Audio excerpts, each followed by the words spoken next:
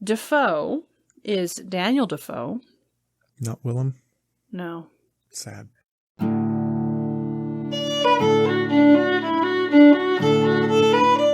Welcome to Charlotte Mason Says. I'm John Schindel, here with my wife Crystal. Join us as we read and discuss the Home Education series.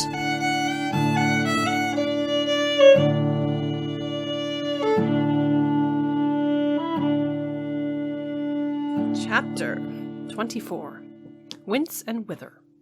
And this is Whither. So this is part 2. Last time we talked about the last chapter, which was whence. And looking up the definition of whence, it was looking at the past, where we came from. And whither is where we're going. What we're doing next. The location where it is going? The location with which it is going. So she's talking about, based on our past, based on what we know, what do we do now? Right? Yeah. I had a really hard time with this chapter and understanding what on earth she was actually talking about. I think part of it had to do with the fact that she cut her talk in two and had to find a page break to make it 2 chapters. Or, I guess, 2 parents' review articles. I could see that. And so, look, I had to read it a number of times and then, write my own outline for it to get a grasp on what was happening. So this is one, I don't know if you looked in the back, but this is one that the appendix questions are actually pretty helpful. They're not just the headings. Oh. Which I thought was very interesting. So what I got, just kind of as an overview, is backing up to the last chapter. A lot of that was talking about actually the education system and where that was and where it went, as well as children and how they were viewed. Okay. And so this didn't jump straight into whither for me. It took until about page 261 to get to whither, in my opinion. Mm-hmm. And so then she's talking about both the physical and the spiritual evolution, and then what wisdom is and how that relates to children. Mm-hmm.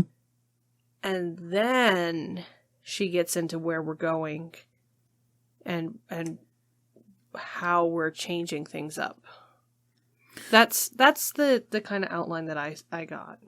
So we had a pastor in Albuquerque who liked to break down passages in the Bible, especially in the New Testament, in the letters, into 2 different categories. Things were either indicatives or imperatives. The indicatives are things that indicate something. They're truths. You speak a truth. The imperative is, what do you do based on that truth? So you first say an indicative, and then you say an imperative. It's a truth, and then what do we do about it? Mm-hmm. And it seems like this chapter breaks down pretty easily, right where you said at that 261 page mark, about halfway down, where the first of it is those indicatives.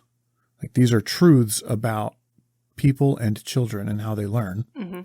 And then the second part of it is, okay, so because we know that those are true, what do we do?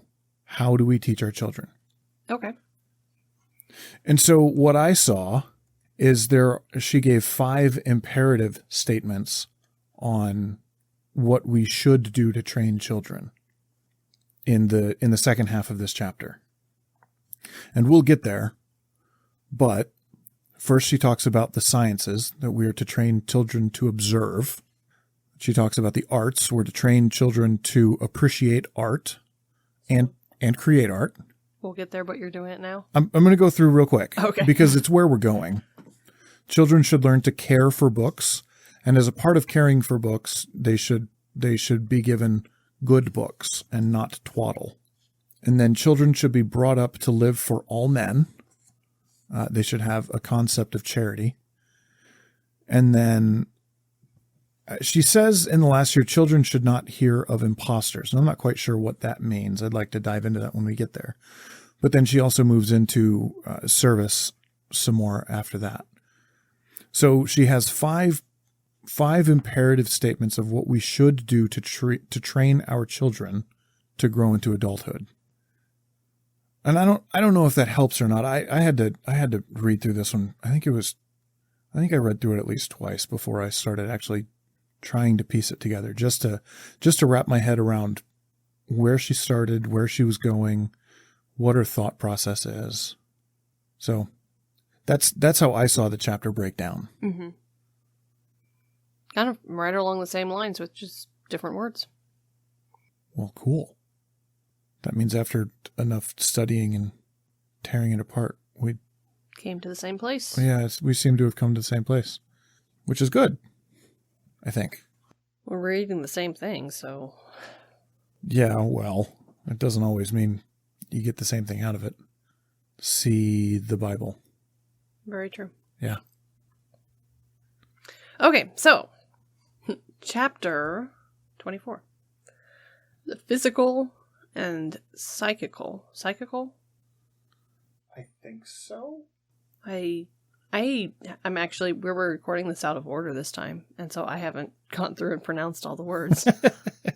That's true. I would think that would be psychical. Psychical. So yeah, the physical and psychical evaluations. That would be evolutions. Evolutions is also the correct word. So in the study questions, she starts out with the two questions: how are children great, and what is wisdom?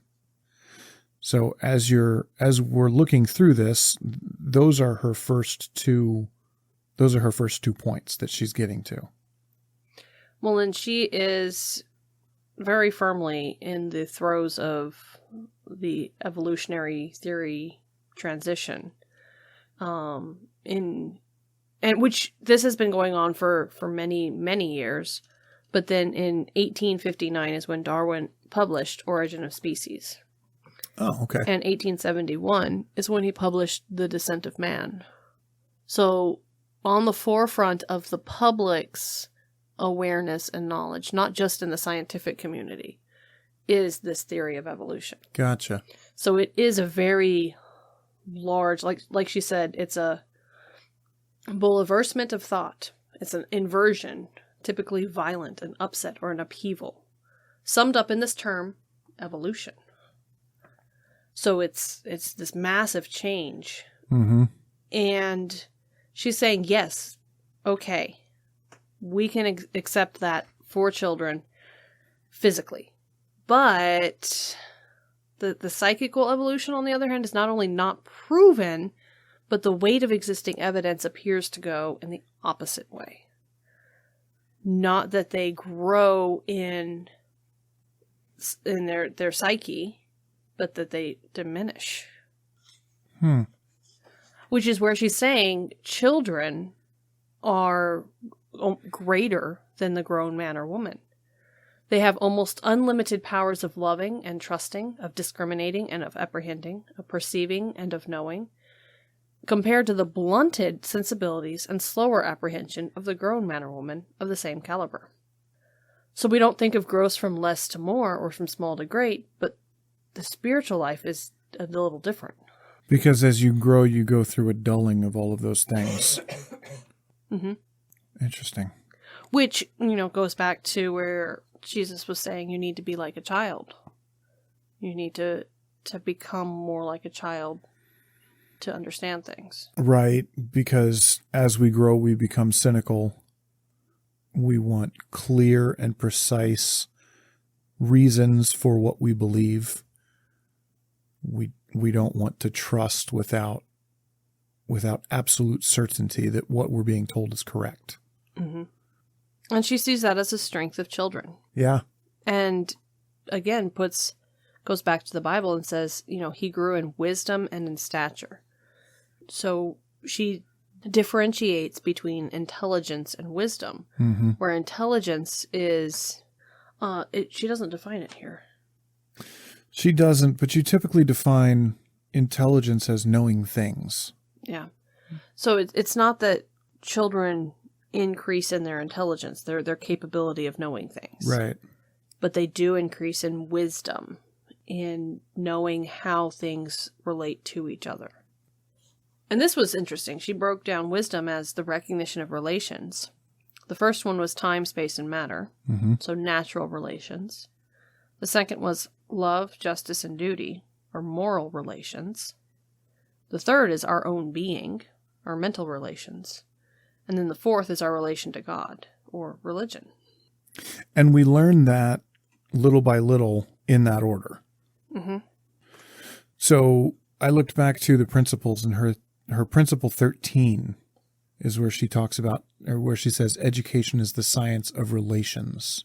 That is, that a child has natural relations with a vast number of things and thoughts.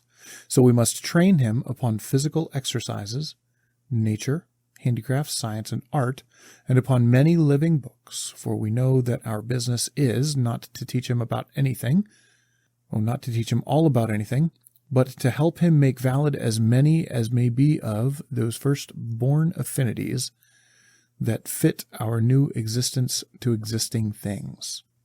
So in this translation, or to paraphrase, education is growing in wisdom, not applying intelligence.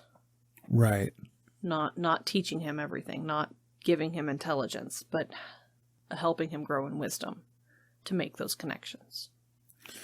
Yeah, and that makes sense. And with that comes, and she talks about this in a little bit when she starts talking about books, all men are interested in science. We'll get there, but she says the knowledge of nature which we get out of books is not real knowledge. The use of books is to help the young students to verify facts he has already seen for himself. Mm-hmm. So as you're making relations between things, you're learning about them, and then you can learn the specifics of them and gain the knowledge of those things, I guess. I don't know.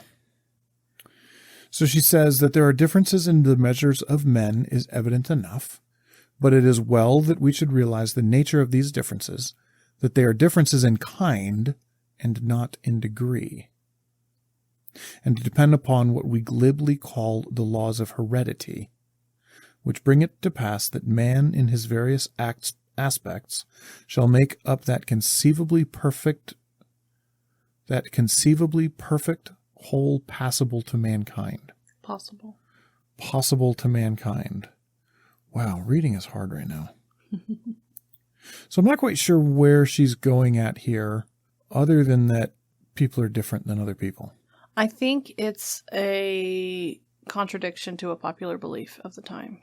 Because looking on it, this is quite a different thing from the notion of a small, feeble measure of heart and intellect in the child that grows by degrees into the robust, noble spiritual development. So this is, again, back to that first page, the physical and psychical evolution. And so he's saying that the child goes from small and feeble to robust and noble. And she's saying they're different, but in kind, not in degree. So it's all there, but different. Okay. Maybe. That makes sense. I mean, that makes as much sense as anything else here, especially since she does seem to be contradicting the prevalent thought of the day, in that a children's psyche will develop on an evolutionary line. And so therefore the heredity is all that matters. Mm-hmm. She, through past writings of hers in this book, she's already decried that notion, that who you will become is based on what you do, what you learn, what your character becomes, not where you were born, who you were born to. And while it has an effect, it's not the major effect. Or at the very least, it's not the only. Mm-hmm. It's not the only thing that affects who you will become. Yeah. Because there are lots of things that go into that recipe of who you will become. That yes, heredity is a part of it. Yes, where you grow up is a part of it. Yes, your education is a part of it. All of these things play a role in who you will become, and none of them is the only reason that you will become who you will be. And so I get the feeling that she's trying to decry that notion of heredity here, saying that no, people are different, but people are different because they are, not because of their parents or their race or their culture. Those are differences, yes, but that's not what makes people different. Mm-hmm. At least in terms of wisdom and intelligence. That makes sense. Yeah. Well, and I think the other thing that she's going for here is that all people can learn the science of relations. A child can learn how to relate things, and a child will learn how to relate things. Mm-hmm. And then she goes back to, what do you consider a child? So this goes into, again, one of her very first principle is children are born persons. Mm-hmm. And both this chapter and last chapter have been very much harping on that concept of personhood. Right. This is last chapter. We find the children with intelligence more acute, logic more keen, observing powers more alert, moral sensibilities more quick, love, faith, and hope more abounding.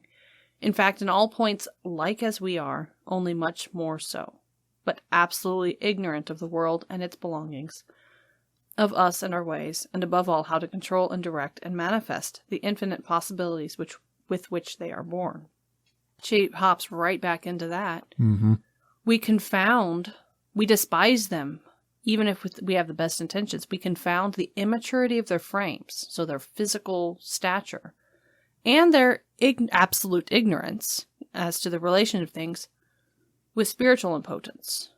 Whereas, again, the intellectual power is so keen, moral sense so strong, and spiritual perception so piercing, as in the days of childhood. So, again, because we look down on them as smaller and less than, we as a general term, we miss the fact that they are just as intellectual and intelligent and perceptive as we are, if not more so.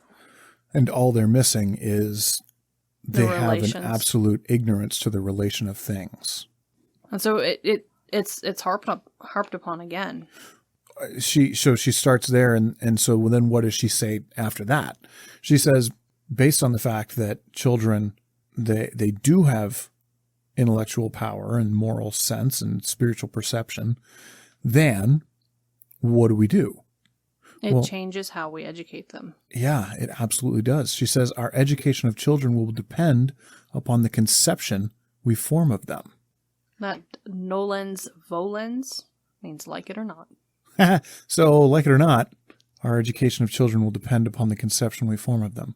So if we think of children as dim-witted, slow creatures, then we'll teach them and they'll grow into being dim-witted, slow creatures, because that's how we will treat them. There's a couple of anecdotal studies in the system, the testing system in Britain. You know, you would test and then you take your cream of the crop and send them to the higher schools. Mm-hmm.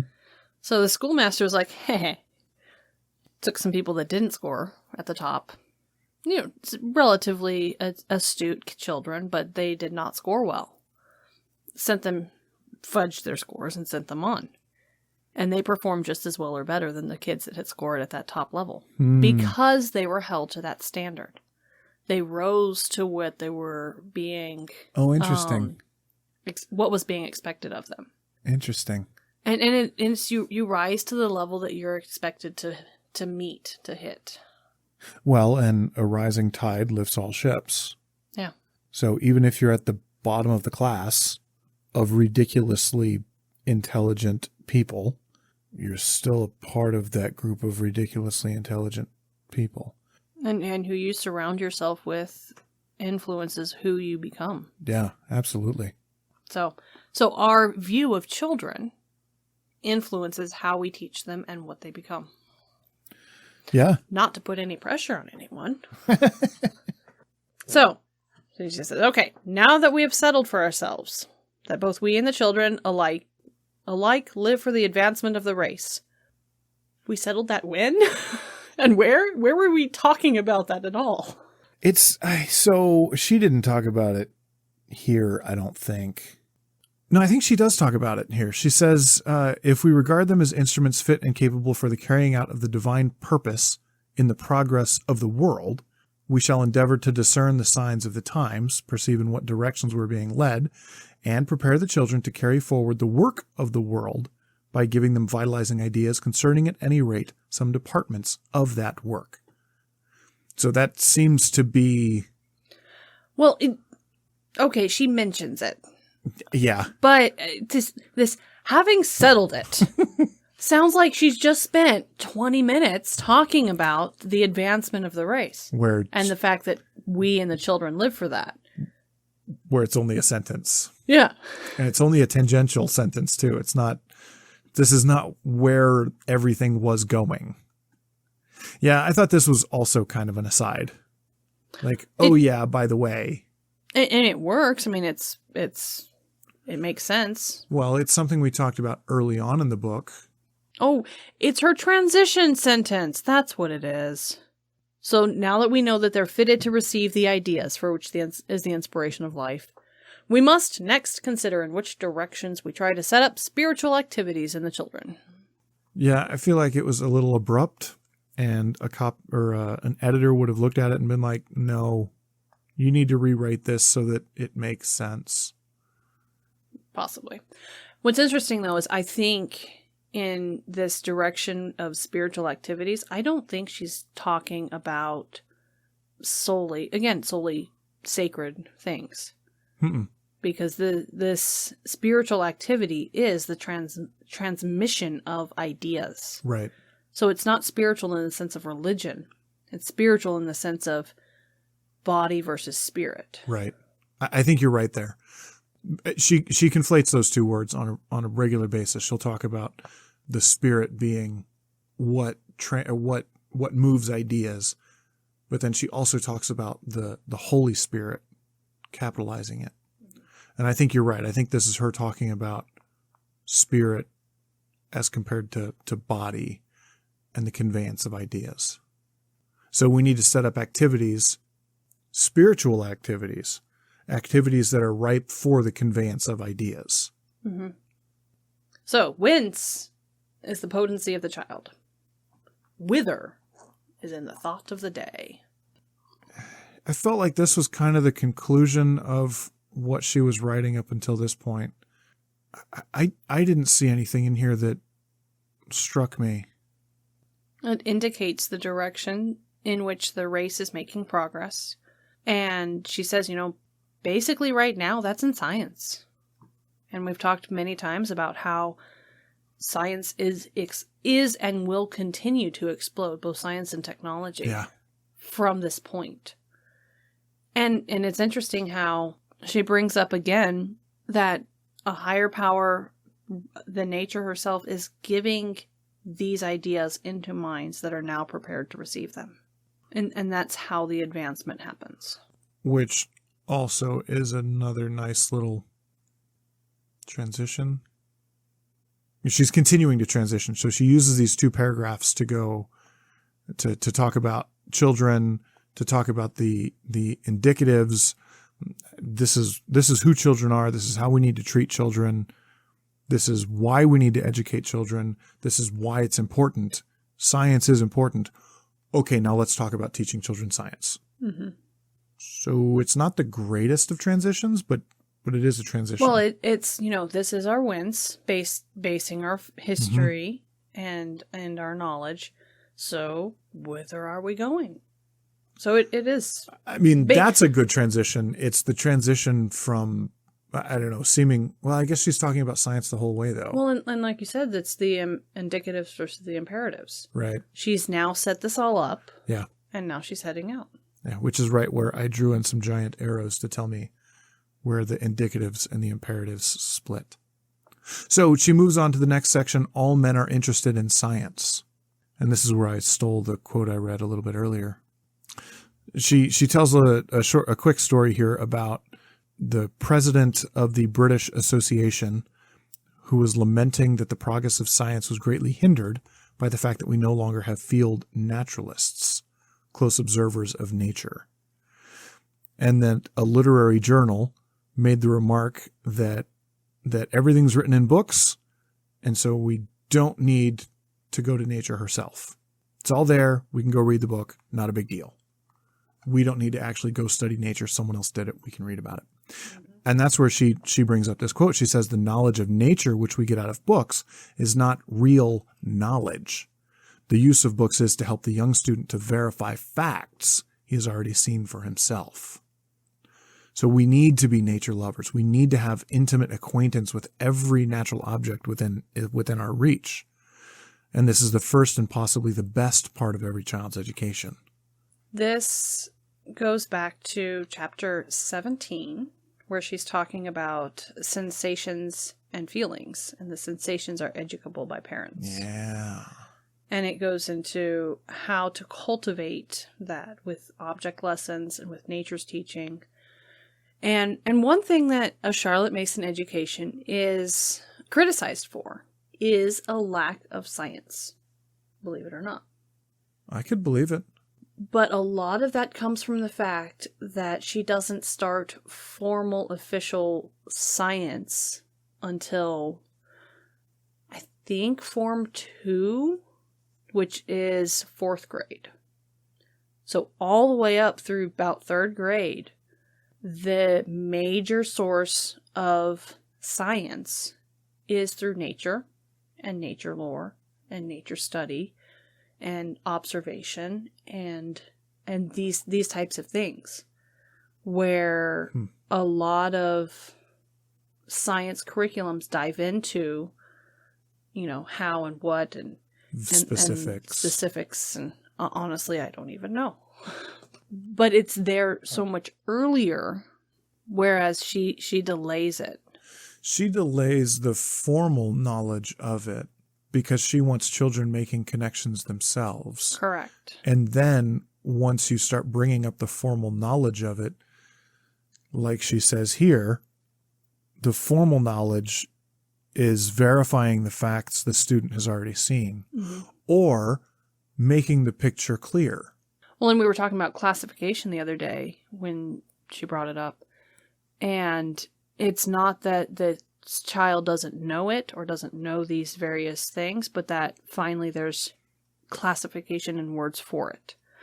Other people have also done this classification, and this is how they did it too. And here's the formal agreed upon method for it, which makes sense. How much science can a child really understand and comprehend in 4th grade, especially if they've not gotten their hands on it? Yeah. She wants to have the children be trained to observe, to be in a position to do just the work which is most needed, to be a close, loving observer of nature at first hand, storing these facts and free from all impatient greed for inferences.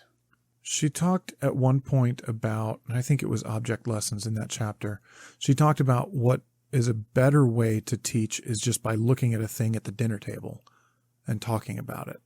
So you look at the bread you're eating and you talk about its size and its weight and its mass and will it float, will it not float, what color is it, all of those things. Mm-hmm. And so you understand what a piece of bread is and how it relates to the things around it. And then you can learn the science of it later and say, oh, it floats because it has buoyancy, or it has air pockets. Lava rocks float because they're porous and they're light. Other rocks don't because they're dense. You can learn those terms and put scientific terms to truths that you've observed. Mm-hmm. Or you can learn that the things that you've observed are not actually quite the way things work. And so it makes sense to me that you would just have young children observe the world around them and learn how to observe the world around them. And very intentionally and carefully. Yeah. So it's not just a go look at it, which is kind of what I've been doing. So thanks, Miss Mason. I need to get better at that. Right. But it is a specific, learn, observe, write, find out what you are learning. Right. And touch it and feel it and taste it and smell it and find these properties of it. Right. And how it relates to the things around it. Mm-hmm. So she talks about... So that's her first thing. That's the first thing, is that we need to train children to observe the world around them. Backing up just slightly. Okay. She has a little bit of a poem here. The breathing balm, the silence and the calm of mute, insensate things. That is her favorite poet, William Wordsworth. I don't know if that's actually her favorite poet, but she quotes him a lot. So I just want to throw that disclaimer out there. It's a poem called 3 Years She Grew. Interesting tidbit. Yeah. I will forget that now. No, I'm just tangenting here. I didn't grow up reading or wanting to read poetry. Mm-hmm. It didn't make sense.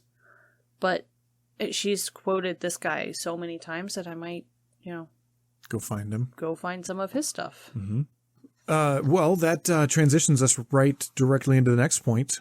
Art. Great ideas demand great art. And I like midway through this section here, she says this. She says, art is great only in perception to the greatness, right? What did I say? Perception. Wow. I'm real good at reading. Art is only great in proportion to the greatness of the idea that it expresses, while what we ask of the execution, the technique, is that it shall be adequate for the inspiring idea. So art is only as good as the idea it expresses. If you have a piece of art that's very technically done, it's been executed really nicely, it's a very technical, sound piece of art, but it doesn't express an idea, then, it's technically cool, but it's not great art. It's not high art. It's not high art. She says here. Mere technique, however perfect, whether painting or carving or musical composition, it's not necessarily high art. Right. So even the art that children do, or the stick figures that I draw, so long as they're conveying an idea, they can be considered high or great art. I don't know that I would go that far. Probably not. But that, I always had an aversion. But I mean, that's where Picasso comes in. Well, I always had an aversion to art because I'm not good at drawing things. Okay. Like, I'm good at drawing straight lines. I can draw a cube real good. My job at this point is drawing circles and dollar signs on paper because those are electrical symbols, and that's what I do all day. But that's not art. That's just putting symbols on a page so someone can build a building. And yet, the drawings that I draw and produce and stamp and send out, they convey an idea of what the building will become. Mm-hmm. And so, and this is something we talk about in the industry, is that a well put together set of drawings, architectural, mechanical, electrical, plumbing, structural, civil, all of those different disciplines together, a well put together set that's been purposefully designed and crafted, meticulously drawn on the paper so that it looks good, that conveys the idea of what the building is to become so much better than if you just kind of throw it all on the piece of paper haphazardly without any rhyme or reason. All the information is there, but it doesn't convey the idea as well as if you carefully and meticulously put it on. So even in my industry, which is, the engineering side, we could care less about the artistic side of it. But just for the simple fact of we want to get the buildings built right because it saves everybody money, we end up putting together pieces of art because it conveys an idea.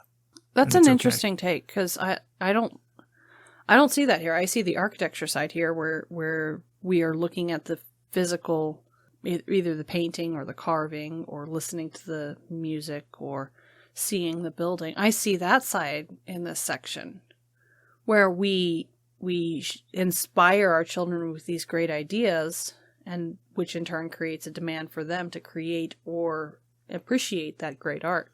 But seeing that backside of it's really cool too. The fact that you can make a piece of art in almost any field. Yeah. Honestly, it didn't hit me until I was reading through this quote and I realized that, we do that. So anyway, art is good. And like you were saying, we inspire our children with those great ideas, with art. And so keep beautiful art, keep good art in your house. And permit no pseudo art to be in the same house with our children. So art twaddle? Basically. No art twaddle. Which I'm excited. She's actually going to write twaddle here in a minute. We'll get there. We are. We'll get there. We'll get there. Children should learn to care for books. We wish the children to grow up to find joy and refreshment in the taste, the flavor of a book. We do not mean by a book any printed matter in binding, but a work possessing certain literary qualities, able to bring that sensible delight to the reader, which belongs to a literary word fitly spoken. Words are mighty both to delight and inspire.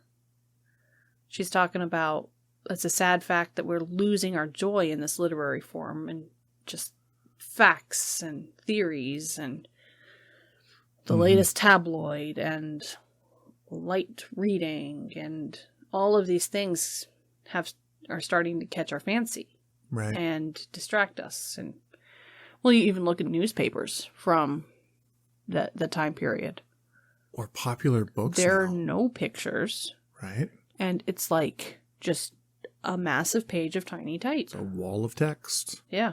I talk with people because I love fantasy books. I love sci-fi books.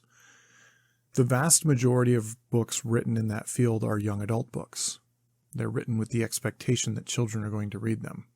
And a lot of adults I talk to haven't read the classics or the the literature of that genre. They haven't read Tolkien. They haven't read George R.R. Martin. They haven't read A Wheel of Time. All of those books that are massive, thick volumes that contain huge amounts of plot line and world building and all of those things. People are interested in the quick hitting. The Hunger Games, the Harry Potter. Yeah, the Hunger Games and Harry Potter, where the world of the Hunger Games is fascinating to me, but the book is juvenile, which is not a bad thing. But if I'm going to read a book about the Hunger Games, like I read through that trilogy. And when I finished reading the trilogy, the only thing going through my head was, well, I want to know more about everything. I want to know the history. I want to know why these people did what they did. I want to know how Katniss fits into everything else going on, because those books, if you've not read them, they're written from a first-person perspective. And so it's her story through her eyes. And she's just kind of, she's a thrust stick into the middle of everything. She's a stick in a river that just kind of goes down the river. But that's about it. She's just moved along by everything. And I want to know who the movers and shakers are in that world. She runs into a rock and starts blocking the water. That also happens. So they have to do something to change it. She diverts the stream, and then the movers and shakers have to figure out how to get her out of the way. But we don't get any of that. All you get is her story and the boys that she pines after, and how she's so sad about her life. And, oh man, people have died. And sure, there's value in that, but I want more when I read that book. So, when I talk to people about the books they read, I hear a lot that they're reading, young adult fantasy. And when I look at the library for books to read, I come across a lot of young adult fantasy. I'm like, well, I mean, that sounds kind of cool, but I know it's going to be shallow.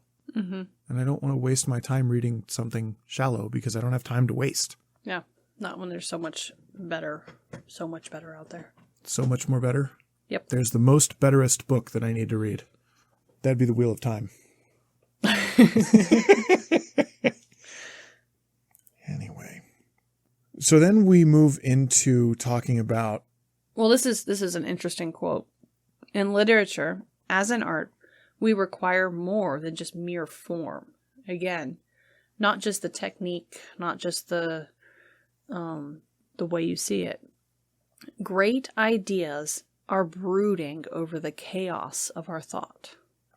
That's quite the sentence. I know, right? And it is he who shall say the thing we are all dumbly thinking, who shall be to us as a teacher sent from God. So he who can pull out the truth from that chaos is the one who is like a teacher. Yeah. Who broods over the chaos, who sees it, and then he pulls out the one string that makes it all fall apart and go, this is the truth in this situation. I see that I think differently. So the great ideas are there. Here's us. And the person who's a teacher sent from God can pull from the great idea and show it to us within our chaos to make our chaos make a little bit more sense. Oh, that makes sense too. Very artistic of her. So the children, what do they need? Now they must grow up upon the best. There must never be a period in their lives when they are allowed to read or listen to twaddle or reading made easy. There is never a time when they are unequal to worthy thoughts, well put, inspiring tales well told. Never a time. And there must never be a period in their lives. So even when they're learning to read. Have them read good books that talk about real things. Blake's Songs of Innocence is a collection of illustrated lyrical poetry. And he actually printed and illuminated the first ones. Illuminated? It says illuminated, but I'm guessing illustrated. Welcome to Wikipedia. That, right? In 1789, so these are about 100 years old, and there's a companion, Songs of Experience. So Songs of Innocence is more towards children or from the perspective of children. And then Experience is the other state. Interesting. And he was 1757 to 1827, an English poet, painter, and printmaker. And he was largely unrecognized during his lifetime. Welcome to being an artist. So that is Blake. Defoe is Daniel Defoe. Not Willem? No. Sad. That was my thought, too. So he was born in 1660, died in 1731. So this is almost 150, going on 200 years. He was an English trader, writer, journalist, pamphleteer, and spy. He wrote Robinson Crusoe. Oh, okay. Which is second only to the Bible in its number of translations. Wow. And apparently there's an entire genre, like the Robinson genre. I should probably read this book. Yeah, me too. Stevenson is Robert Louis Stevenson. I know that name. That's because those the poems we're reading. The Children's Garden of Verses. Oh, that's why I know it. He was 1850 to 1895. He was 44 when he died. Oops. He was a Scottish novelist and a travel writer. And he also wrote Treasure Island, Kidnapped, Strange Case of Dr. Jekyll and Mr. Hyde, and The Children's Garden of Verses. That's why I know his name is those other ones. Okay. So those are the three authors that she pulls out by name as this is your standard. This is your bar for poetry. Mm-hmm. This is your bar for prose. And if we train a race of readers to demand this literature, then that's what people will make and produce. Mm-hmm. This last sentence in this section, perhaps a printed form to the effect that gifts of books to the children will not be welcome in such and such a family, would greatly assist in this endeavor. So she says, don't allow twaddle. These are the books that we want. Have your book list, your gift list say that children don't need books. Yeah. Have your Christmas list say, don't buy us books. Don't buy us books. And if you do, buy this one. And No, only this one. it doesn't say, and if you do buy this. It just says, well, I realize we do that. not welcome. But what if you don't have the book? I find it hilarious. It is. It is quite funny. Because that Charlotte Mason is telling people, don't buy books for this family. Don't buy books for the family because they have enough books already. There was a question that went out at one point, and it was, if you could have, it's the dumb desert island question.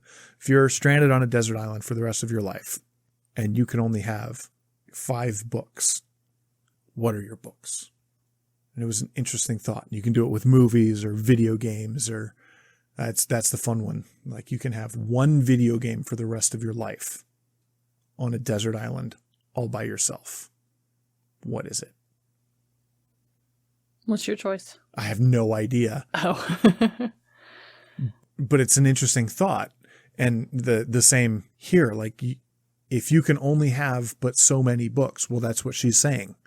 You only need but so many books. You only need the best ones. Mm-hmm. You don't need all the books. Yeah. So, interesting thought. And no, I have no idea what my video game would be. So she moves into this next section, the solidarity of the race. And I'm not... This section felt very out of place, because it seems like what she's saying here is that if all of us read the same books, then all of us are going to be on the same plane of existence. And... or something. I don't know. I didn't get this section. I don't understand. There is a reaching out in all directions after the conception expressed in the words, solidarity of the race. We have probably never before felt as now in absolute relation with all men everywhere. Everything human is precious. The past belongs to us as the present does. And we linger tenderly over evidences of personality of men and women who lived ages ago. I think this has a lot to do with the availability of information. Oh. The fact that we can live the lives of those people back then because, printing press has been around for a while, but how cheap are books? Right. How inexpensive, how accessible. How much can we get information to and from each other? How can we know what's happening in China or in the United States or in Africa or these far reaches? The globe is getting smaller. And I think that has a lot to do with what she's talking about here, where this writer, and I don't know who the American poet is. He is the soldier wounded in battle.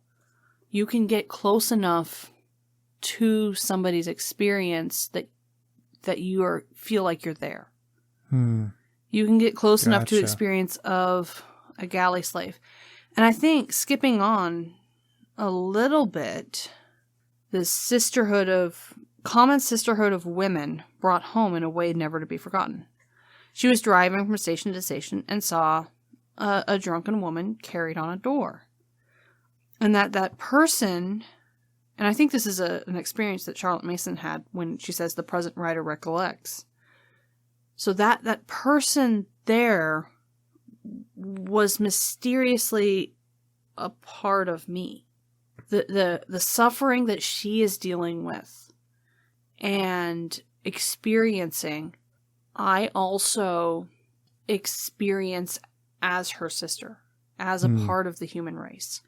And that's where the great hearts of the world, these shocks of recognition, Elizabeth Fry, William Wilberforce, and Florence Nightingale. Elizabeth Fry is Betsy Fry, the English prison reformer, social reformer, referred to as the angel of prisons. She was the driving force between legislation to make the treatment of prisoners more humane. Oh. So she saw the plight of somebody, not herself, but a fellow person, a fellow what is it? The solidarity of the race, a fellow human being. A fellow human being, and work to change that.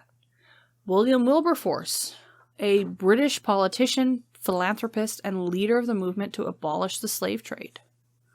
Yeah. He campaigned for 20 years for the passage of the Slave Trade Act. And then later, in 1833, he campaigned again. So that's another 25 years. The Slavery Abolition Act, which abolished slavery in most of the British Empire. And he died 3 days after hearing that it passed. Wow. So that was his life, was to abolish slavery. He wasn't a slave. He saw his fellow human suffering and acted upon that. Florence Nightingale was the English social reformer and the founder of modern nursing. She came into prominence as a manager and trainer of nurses during the Crimean War, where she organized care for the wounded soldiers. She was known as the Lady of the Light or something, where she would visit the soldiers at night. And in her social reforms included improving health care for all sections of British society, better hunger relief in India, helping abolish the prostitution laws that were harsh for women, and expanding the acceptable forms of female participation in the workforce. So they all see this problem outside themselves. And they all act on it. Because of this solidarity. So that makes sense then. When she moves into the next section, she says, children should be brought up to live for all men. The tender sympathy of the child must be allowed to flow in ways of help and kindness towards all life that anyway touches his. Well, even backing up, we venture to believe that this is the stage which the education of mankind, as divinely conducted, has reached in our day. In other days, they did it for the love of God, or to save their own souls. They acted uprightly, because it behooves them to be just. But the motive which stir us are now more intimate, tender, indefinable, and soul-compelling. So changing the impetus, because we now have been educated more. The mankind has been educated more. Gotcha. So then we need to teach our children in the same vein and in the same light. Yep. Common life in humanity has come upon her, realizing that somebody is poor. No home, no food, no bed. Where we should shield them from intense suffering, but not all suffering. This little girl can help. And then the pain of sympathy ceases to be too much because she can do something to help. Well, that makes a whole lot more sense then. She goes from literature to the world's getting smaller and we're starting to understand each other better and we're starting to be able to put ourselves in someone else's shoes easier. And so therefore we're learning to care for other people better. Mm-hmm. So therefore we need to teach our children to be even better than us at caring for other people. Yeah. Okay, I can see that flow of logic now. That makes a lot more sense. So the next section is children should not hear of impostors. And this was another one I'm guessing it's, people who are pretending to be in need. Either pretending to be in need or pretending to care. Maybe. She says, let us be careful how we breathe the word impostor into the ear of a child until he is old enough to understand that if a man is an impostor, that does but make him the object of a deeper pity and a wiser help, a help whose object is not to relieve, but to reform. That reminds me of, there are any number of people, panhandlers, people who beg for money, who are not poor, who, due to the place they beg for money or other situations, they actually have lots of money. And you can look it up on YouTube or I guess Google it, but there are videos of people who watch the panhandler go from the corner into a store, a fast food store or something, and then come out of the store wearing different clothes and go into a very nice fancy car. Like, well, but you were just standing on the corner saying you were poor and had no money, and you're getting into a Lexus. Like, really? What's going on here? And if not a lot of those videos work out well because the people get very defensive, but if you actually get some of those people talking, they're like, I make a killing by asking for money. People just give me money. And so I make more money standing on a corner asking for it than I ever could trying to work. So I just stand on the corner and ask, and I play the part, which means we don't need to pity those people because they have no money. We need to pity them because they're morally bankrupt. Yeah. And that's the case where education comes in to develop the character. And that's where relief is not the object, but reform is. Right. And education. And that reminds me also, I was reading about the two very different types of homelessness. One is, transient. People choose to be homeless, and that's the life that they want, almost, as opposed to this is forced upon me, and I am trying to get out of this. Where you can provide, the object of relief, you can provide housing, and that doesn't solve the problem. The overwhelming problem of homelessness, the mental problem. Right. Where reform and trying to get to the heart of that matter is. Because if a person wants to be completely free from financial responsibilities or the need to go to work every morning, I was reading a story about a couple who live in the parks in downtown Boise.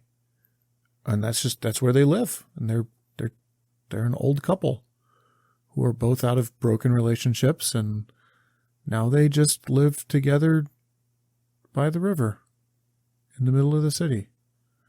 And when it gets cold, they go to a couple of the shelters in town and they eat at the soup kitchens. And that's their life. And that's the life that they're choosing to live. And I don't know how to feel about that, because good for them for living the life that they want to live. But at the same time, the people who are giving to the soup kitchen are trying to help people who can't get food, who don't have the ability to make money or get food. And if you're choosing to live a life of that, I don't know. Well, and that's where it comes back to what she's saying. She says, whatever our own opinion of the world and of human nature, whatever our opinion about those people or anything, let's be careful how we breathe the word impostor into the ear of the child. Yeah, that makes sense. When they're young. Let's not let them hear us deride them under our breath. Oh, they're just an imposter. They're not really homeless. They're not really poor. Gotcha. So that connection when they're too young isn't made. When they can't understand that. That makes sense. So that's where she's going with this, I think. She's not trying to solve the problem. She's trying to help us educate and grow our children so that they will be of a culture to want to solve the problem. Well, and they're not cynical. Right. So that this girl on the last page who saw this a girl of 5 who came in from a walk distressed. She saw this person, saw the condition that they were in, and wanted to help. Right. So we don't go, oh, he's just an imposter. So this 5-year-old's going, but I don't understand. I cannot comprehend that because, reaching back. Right. They don't have that experience. Yeah. They're ignorant. They're ignorant. And you don't want to destroy that. Yeah. That makes sense. Well, and she continues on with this thought. She says, again, children are open to vanity as to all other evil dispositions possible to human nature. They must be educated to give and to help without any notion that to do so is goodness on their part. They need to learn to give and to help just because they can, because they have that ability to, not because it's going to make them feel better.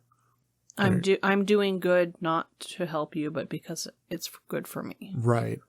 Yeah. And it leads into, how do we train our children, and how do we bring them alongside of us as giving some manner of help at real cost to himself. And that's italicized, at real cost to himself. She emphasizes that. And then when he's old enough, then the object lessons of the newspapers can be brought before him. And that's again, when he's old enough to have these things. The atrocities in Armenia, for instance. It's massacre of 1894 to 1896. And it was estimated that between 80,000 and 300,000 people died, resulting in 50,000 orphan children. So she's talking about this huge thing, and the world wars hadn't happened yet, but I'm guessing she would talk about them in the same way. When he's old enough, the object lessons in the newspapers, these massive atrocities, can be brought to them. But they don't need to be brought to the child when the child is so young as to be unable to comprehend what's going on or what to do. So let them know of any distress which would naturally come before them, and let them ease their own pain by alleviating in some way the sufferings they sorrow for. So children were not given to us with infinite possibilities of love and pity, that we might choke the springs of pity and train them to hardness of heart. It's our part to prepare these little ministers of grace for the larger and fuller revelations of the kingdom of heaven that is coming upon us. So, it's walking that fine line between how much we shelter them and how much we expose to them. Right. Well, and we want to expose to them enough so that they can learn those lessons of life. And we want to shelter them enough so that they don't grow callous to the world. Or despairing. Or despairing of the world. And that's going to be different for every child and every family and in every situation and time and location. There's no age. Notice she doesn't put an age here. No. She doesn't say, okay, at 7 years old, now you can read the newspaper. She doesn't. She says when he is old enough. And she does put ages at other things. She does. She absolutely does. It's looking at our children. Naomi really has a hard time even watching movies that have slightly scary things in them. She's okay hearing books about very scary things. But man, when it comes to a movie, she can't handle it. Mm-hmm. And so for her ability to deal with things is going to be very different from the rest of our children, because she's an individual and children are persons. Yep. Hey, full circle. Whew. So yeah, that was a chapter. It helped to walk through that with you, because that one was tough. That one was a rough chapter. That she went a lot of different places, and it did. It helped tremendously to talk through it and to walk through it. So having said that, dear listener, if you're still here, because it's now been a while, if you find that there's value in these conversations that Crystal and I have with each other, and you find that you enjoy them, let us know. It'd be great to hear from you. Or let other people know that you found value in our conversation, and tell them to give us a listen. Or, which, doesn't do us any good, but go find somebody else. Read the book and talk to somebody else in person. Absolutely, and have that conversation. And find that local group or local person to bounce these ideas off of. Absolutely. I guess I should not be selfish. We want to be a substitute, another voice in the conversation, but I don't think that this is something that you should do alone. Well, and I think that's probably one of the reasons that people have such a hard time getting through these books is they're not talking about them.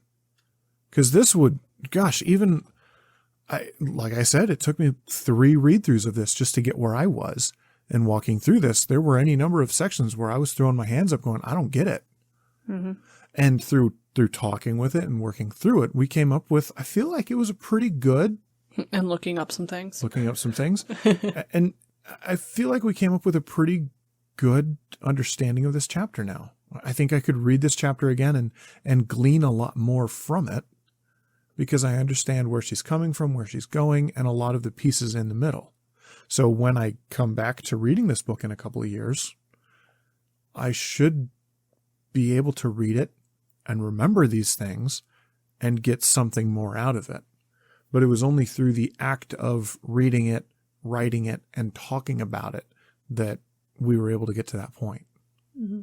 Well, and frankly, if it was just up to me, I would have read this whole chapter and be like, what? I don't get it. Moving on. Yeah, that's true. I wouldn't have read it multiple times. I wouldn't have cared enough to dig into it because I didn't get it the first read through. So I wouldn't have tried. Right. Well, and we're at the end of the book. I do that with the end of the books anyways. Right. You just ignore the end. I get to a point about 3/4, 4/5 of the way through a book and just be like, okay, I'm done. Right. Whereas this was a meaty chapter. I think there was a lot of value in this chapter and the last one too. But yeah, so yeah, find someone to talk to. Oh, that's what I was going to say. The main reason that we started this show, that we started these conversations, was to force us to read through and talk about this book. Yep. Right. You guys are our accountability partners. Right? Thank you. We didn't do this or set about this to make any money, to gain a fan base, to have a loyal Twitter following, which is good because we don't have a Twitter following. We have a few, I thought. Most of them are corporate people. It's kind of funny. It's like curriculum people or schools or something. It's weird. But that's not why we got into this. It's a cool side benefit. And if we can, I don't know, if we can leverage that to turn into something else, that'd be great. But that's not. No, the purpose for doing this is to read it, to understand it, and to be held accountable to reading it. Right. So, again, thank you for being our accountability partners. Our silent partner that's nebulous and out there until you become not silent or nebulous and say something. So, yeah, thanks everybody for listening. And I don't have anything else. Ta-ta for now. That'll work.